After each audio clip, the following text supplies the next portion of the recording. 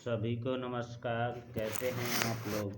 उम्मीद करता हूँ सभी लोग अच्छे ही होंगे, सुखी होंगे, संपन्न होंगे।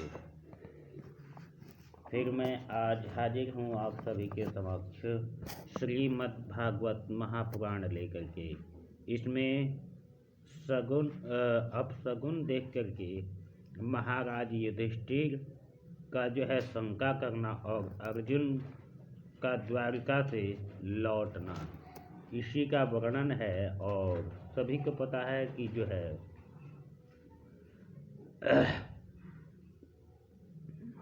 श्रीमद् भागवत कथा महापुराण जो है सभी को के लिए कितना उपयोगी है।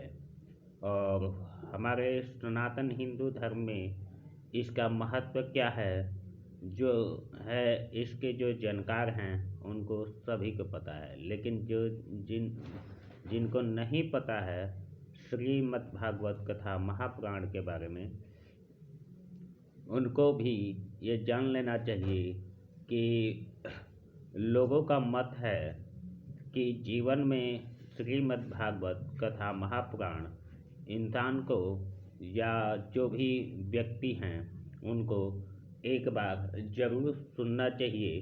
खास करके वृद्धावस्था के समय एक बार भी श्रीमद् भागवत कथा महापुराण सुनने के बाद जो है सीधे भगवान विष्णु के चरण में वास होता है मृत्यु के उपरांत। इसलिए हर व्यक्ति को श्रीमद् भागवत कथा महापुराण जरूर सुनना चाहिए एक बार। इसी के साथ साथ बताते चलें कि श्रीमद् भागवत कथा महापुराण सभी लोग नहीं सुन पाते हैं कथावाचकों के द्वारा। इस वजह से उन सभी के सुविधा के अनुसार जो है हम वीडियो बना करके आप सभी के लिए ले करके आते हैं संस्कृत श्लोकों के साथ, उदाहरण के साथ, यानी उसका हिंदी अनुवाद करके, ताकि आपको समझ में आ जाए।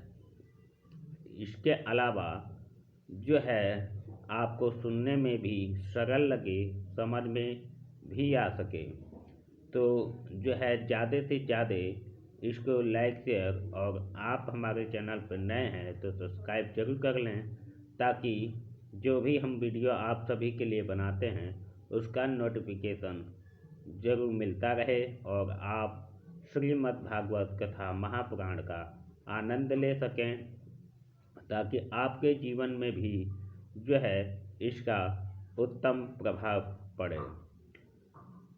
दूसरी बात, सभी को पता है कि भगवान विष्णु के साथ जो है लक्ष्मी जी का जुड़ाव हमेशा बना ही रहता है। यानी एक तरह से सभी को पता है कि जो भी इंसान या जो भी व्यक्ति गृहस्थ आश्रम में निवास करते हैं तो पति पत्नी का साथ हमेशा परस्पर रहता है। और जो है जहाँ लक्ष्मी जी का वास होता है वहाँ भगवान विष्णु का वास होता है, और जहाँ भगवान विष्णु का वास होता है वहाँ लक्ष्मी जी का वास जरूर होता है। अगर आपके जीवन में भी पैसे को लेकर के दिक्कत आ रही है तो जो है आप अगर श्रीमद् भागवत महापुराण कथा सुनते हैं तो जो है आपके जीवन में लक्ष्मी जी स्वयं ही चली आती हैं भगवान विष्णु के साथ। क्योंकि जहाँ श्रीमद् भागवत कथा महापुराण की कथा होती है, प्रवचन होती है, या जो सुनता है निरंतर, वहाँ भगवान विष्णु का जो है निवास स्थान बन जाता है और वहाँ लक्ष्मी जी की वास होती है, जिससे सारे कष्ट परेशानियाँ, रुपए पैसे की जो भी समस्या आ रही होती है वो दूर हो जाती है। तो चलिए हम वीडियो को शुरुआत करते हैं। सूत उवाच, सूत जी कहते हैं, संप्रविष्टे द्वारकायां जिष्णो बंधु विदीक्षया ज्ञातु च पुण्यश्लोकांस्य कृष्णस्यश्च विवेचिष्टतं व्यतीता कतिचिन्मयामास्तदा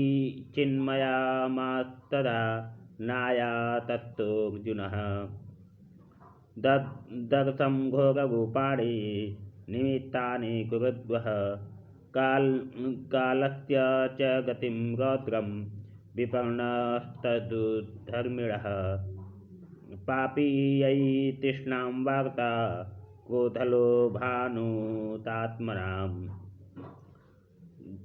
जिह्याप्रायं व्यक्तं साष्टाय विष्णुं च स्वहृदं पितृमात्रेषु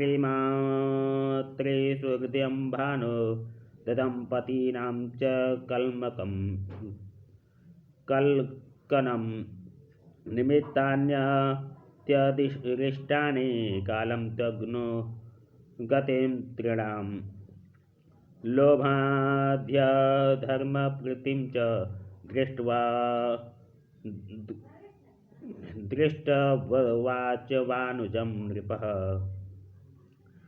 सूत जी कहते हैं कि स्वजनों से मिलने और जो है पुण्य श्लोक भगवान श्री कृष्ण अब क्या करना चाहते हैं यह जानने के लिए अर्जुन द्वारका गए हुए थे। कई महीनों बीत जाने पर भी अर्जुन वहाँ से लौट करके नहीं आए। तब जो है धर्मराज युधिष्ठिर को बड़े भयंकर अपशकुन दिखने लगे। उन्होंने देखा कि काल की गति बड़ी विकट हो गई है। जिस समय जो ऋतु होनी चाहिए उस समय वह नहीं होती और उनको क्रियाएं भी उल्टी ही होती है। यानी जो ऋतु उल्टी हो गई थी उनकी क्रियाएं भी उल्टी होने लगी थी। लोग बड़े क्रोधी, लोभी और असत्य परायण हो गए थे। अपने जीवन निर्वहन के लिए लोग पापपूर्ण व्यापार करने लगे हैं। सारा व्यवहार कपट भरा हुआ होता है। यहाँ तक कि मित्रता में भी छल मिला रहता है। पिता माता, सगे संबंधी, भाई और पति पत्नी में भी झगड़ा झंझट रहने लगा है। कली काल के आ जाने से लोगों का स्वभाव भी लोभ, दंभ और आदि अधर्म से अभिभूत हो गए हैं और प्रकृति में भी अत्यंत अरिष्ट सूचक अपशगुन होने लगे हैं। यह सब देख करके युधिष्ठिर ने अपने छोटे भाई भीमसेन से कहते हैं, यानी जब भगवान कृष्ण का पृथ्वी पे जब समय पूरा हो गया था उस समय भगवान कृष्ण ने अर्जुन को बुलाया था कि द्वारका से जो भी विधवा स्त्रियां हैं उन्हें ले करके जाओ। तो अर्जुन जब लेने गए थे द्वारकाधीश तो वहाँ पे काफ़ी दिन रुक गए थे, जिसके वजह से ज़्यादा दिन बीत जाने के कारण युधिष्ठिर को चिंता होने लगी। कई तरह के अपशगुन उन्हें दिखने लगे थे, क्योंकि लोगों के मन में क्रोध ज़्यादा, लोभ, क्षोभ इत्यादि मोह ज़्यादा होने लगे थे, जिसके वजह से उनको हर चीज़ अपशकुन ही नज़र आ रहे थे। यहाँ तक कि जो ऋतु थी, ऋतु भी समय के अनुसार परिवर्तन हो चुका था, जिसके वजह से उनके मन में चिंता होने लगी थी। तो युधिष्ठिर ने अपने छोटे भाई भीमसेन से कहते हैं, संप्रसीतो द्वारकायां जिष्णुर्बन्धुर्दृक्षया ज्ञातुश्च पुण्यश्लोकस्य कृष्णस्य विचेष्टितम्। गदा सप्ताधुना माता भीमितेन तवानुज नायाति कस्य वां हेतो नर्ताहं वेदेतं भञ्जसा अपि देवर्षीणां तिष्ठ स कालोऽयमुपस्थितं यदात्मानं अङ्गमाक्रीडां भगवानोत्ति शिशुक्षति परमान्तः सम्पदो राजं दारः प्राणाकुलं प्रजा आतनं यत्लविजयो लोकाश्च तदनुग्रहात्।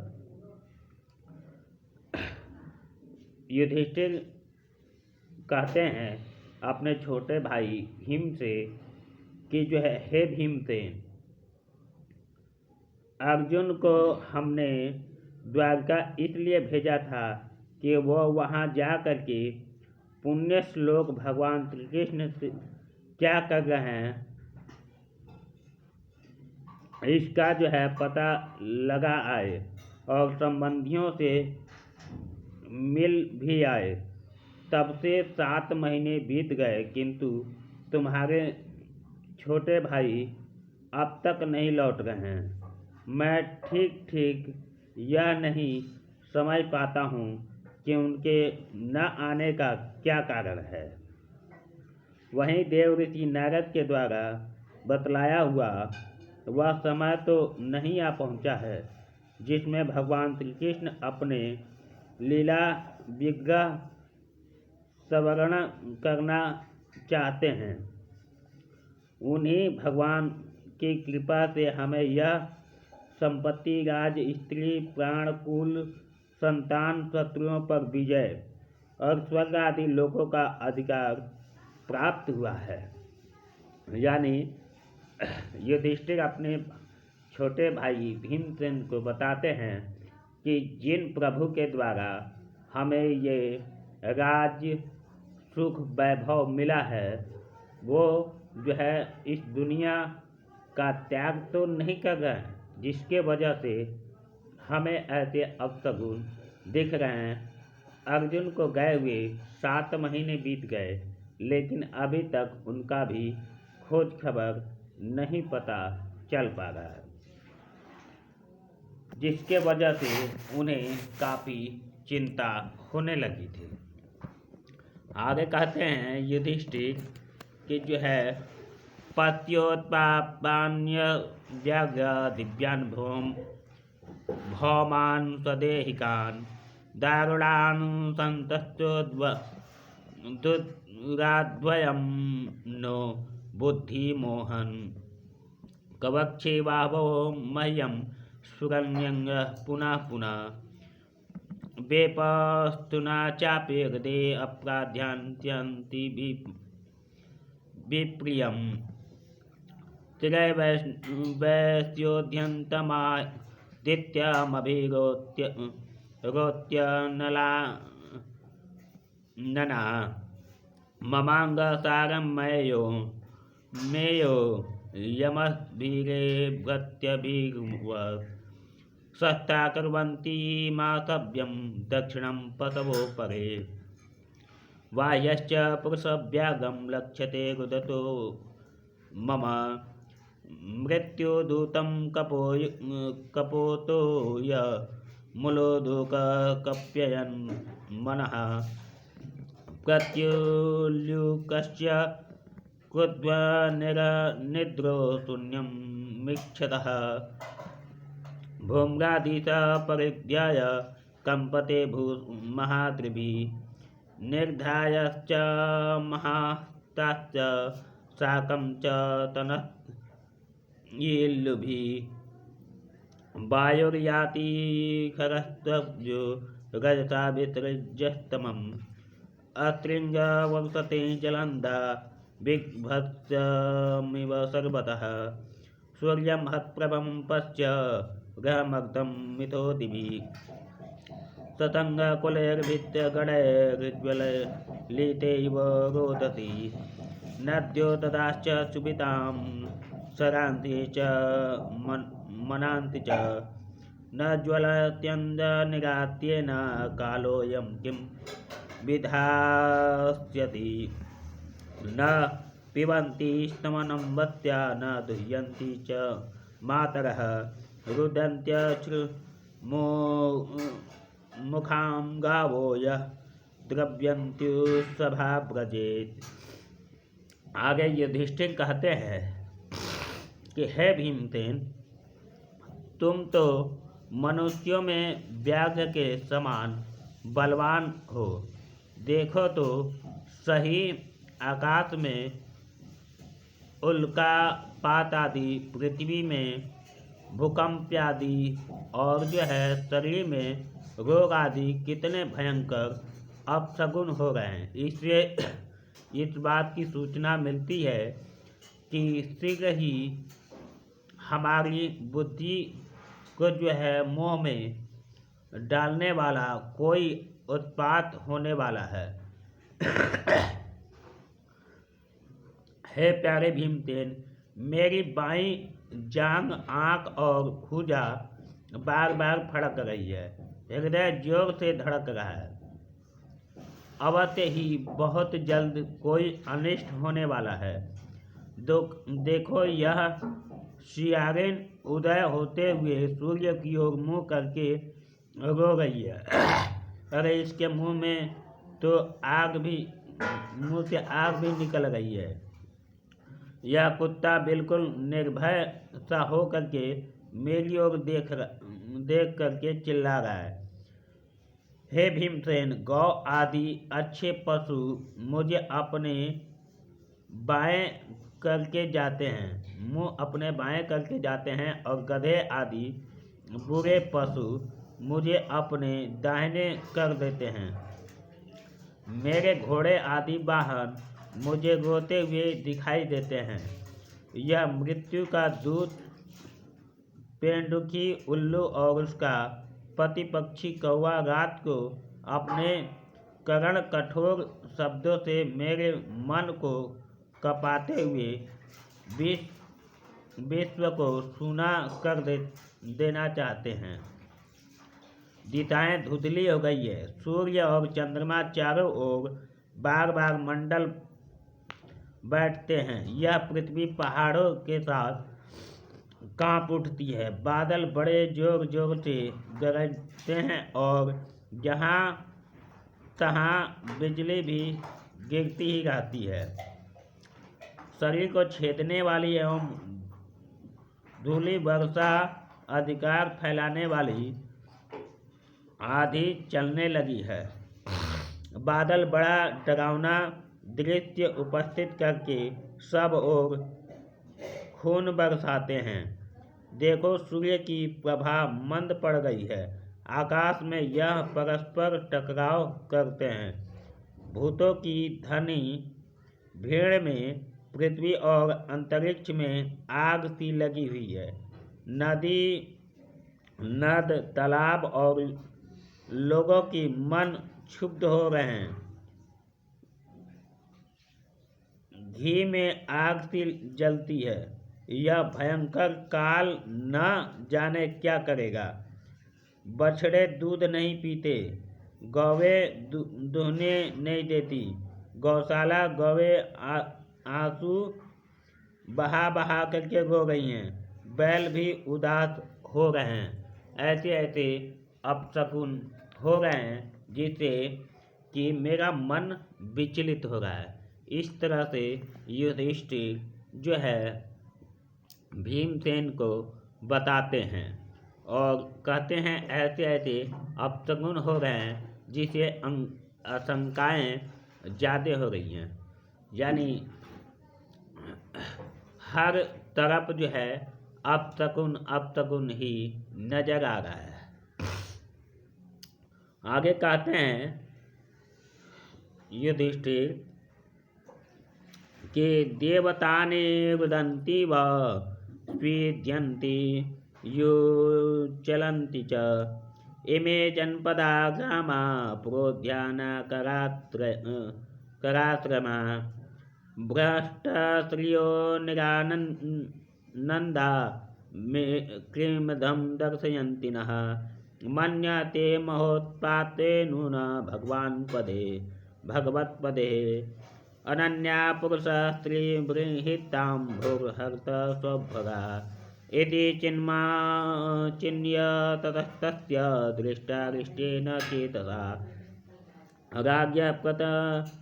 प्रत्यामद्ब्रह्मन् यदुपुर्यः कपिध्वजः तं पादयोर्निर्पत्तितं यथा पूर्वा मातुरम् अद्यो वदनमस्पिन्दून्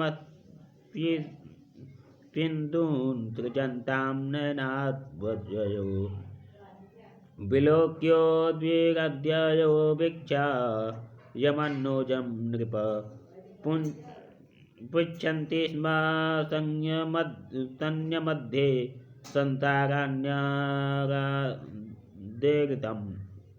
युधिष्ठिर्वाच।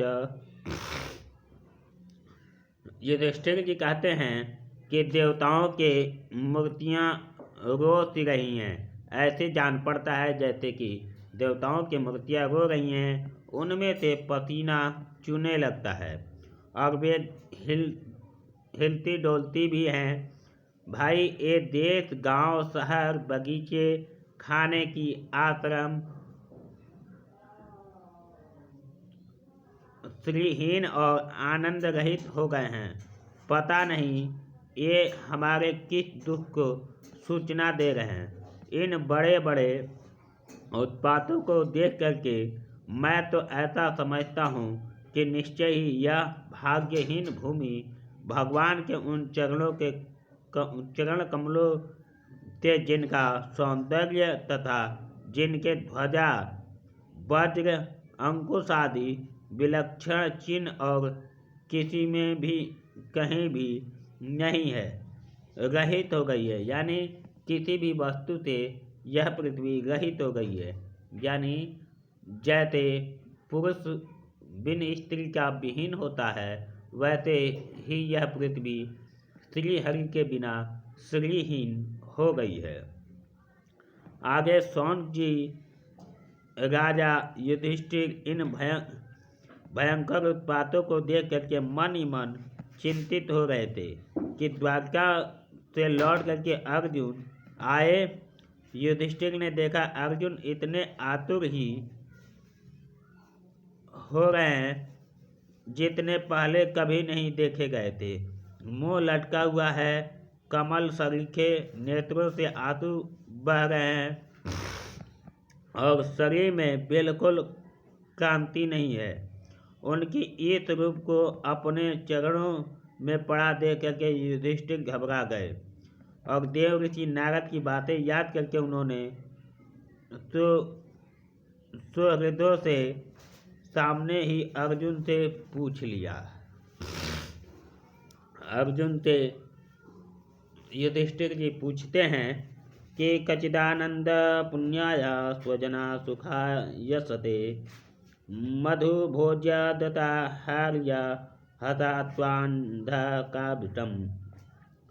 सुरो मातामह कश्चित् स्वसत्यास्ते वात मारुत मातुल्यतानुजा कश्चित् कुशातल्यानका दुन्दुभि सप्त स्वसारस्वत्य पत्यो मातुल्यान्महात्मजा आतते सस्वनुषा क्षेम देवकी प्रमुखा स्वयं कच्चिद्राजान् गुखो जीवस्य सत्पुत्रोऽस्य वानुजा हृदय का सततो क्रुधो जयन्त गद सागणा आतते कुशलं कश्चिद्ये च शत्रुजिदादयः कश्चिदास्ते सुखं रामो भगवान् सात्वनां प्रभु प्रद्युम्न सर्वविष्णीनां सुखमास्ते महारथः गम्भीरगयो निगुद्धो वर्धते भगवानुज सुषेणश्चारुदेशन्य संव्यो जामुवन्ति सुतः अन्ये च कण्डका प्रवरा स्वपुत्र ऋषभादयः अथेवानुचराक्षीरे श्रुदेवो भवादयः सुनन्दानन्दश्रीसण्य ये चान्ये सात्वसभा अपि स्वस्त्या मातते सर्वे रामकृष्णभुजाश्रया अपि स्मरन्ति कुतलस्माकं बद्ध सौहृदा भगवानपि गोविन्दो ब्रह्मण्यो भक्तवत्सलः कश्चित् पुरो सूर्यमार्यं सुखमास्ते सुहृद्वृतः मंगलाय च लोकानां क्षेमाय च भवाय च आस्ते मधुकुलाम्भो ध्यावाद्यो नन्तसखत्पुमान् यद्वाहृदण्डगुप्तायां स्वसूर्यं यदवोचितः क्रीडन्ति परमानन्दं महापौरतिका इव यत्पादाश्रुतृणमुख्यकर्मणां तत्यादयो दृष्ट सहस्रौ शोषितं निर्जित्यं संज्ञत्रिदतां त्वदासितो अर्चन्ति वज्रयुद्धवल्लभलोचितं यद्वाङ्गहुदण्डाभ्युदयानुजीवितो यद्दुप्रभराय कुभयामोह अधिक्रन्त्याङ्गघ्रेभिराहृतं बलान् सभां सुधर्मं सुरसत्ययोचिताम् कचितस्ते नामयं तात भ्रष्टतेजा विभाति अलब्धो मानोवज्ञाहं किमं तात चिरोतितम्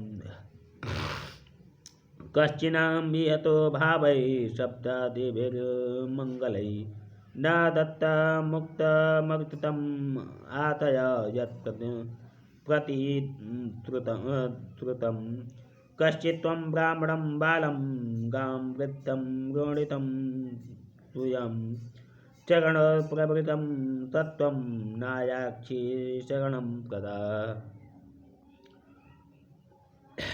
युधिष्ठिर ने कहा, भाई द्वारकापुरी में हमारे स्वजन संबंधी मधु भोज दताहम आर्यम सात्वत अंधक और वृष्टिवंती यादव कुशलते तो हैं। यानी अर्जुन को देखते ही युधिष्ठिर पूछ पड़े, हमारे माननीय नाना सूरसेन जी प्रसन्न तो हैं, अपने छोटे भाई सहित मामा वसुदेव जी तो कुशल पूर्वक हैं। उनकी पत्नियां हमारी मामी देवकी आदि सातों बहनें अपने पुत्रों और बहुओं के साथ आनंदित तो हैं। जिनका पुत्र कंस बड़ा ही दुष्ट था, वे राजा उग्रसेन अपने छोटे भाई देव के साथ जीवित तो है न। हृदय के उनके पुत्र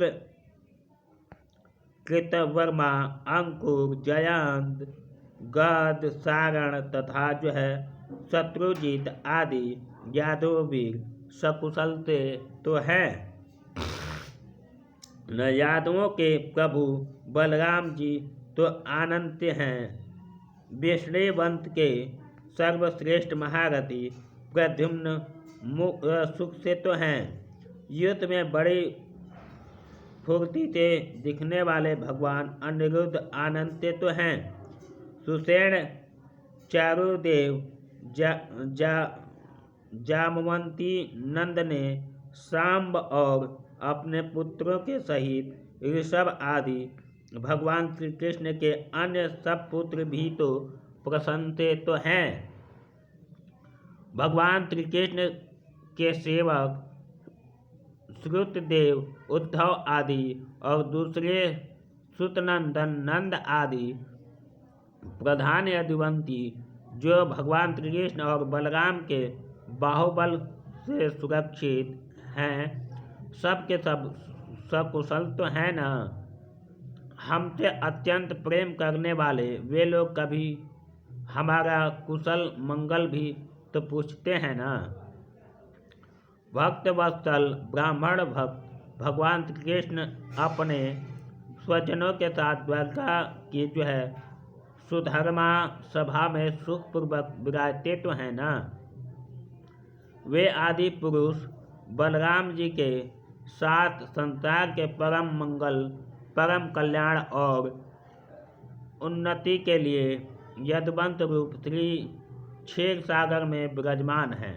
उन्हीं के बाहुबल से सुरक्षित द्वारकापुरी में यदुवंती लोग जो है सारे संसार के द्वारा सम्मानित होकर के बड़े आनंद से विष्णु भगवान के पार्षदों के समान विहार कर रहे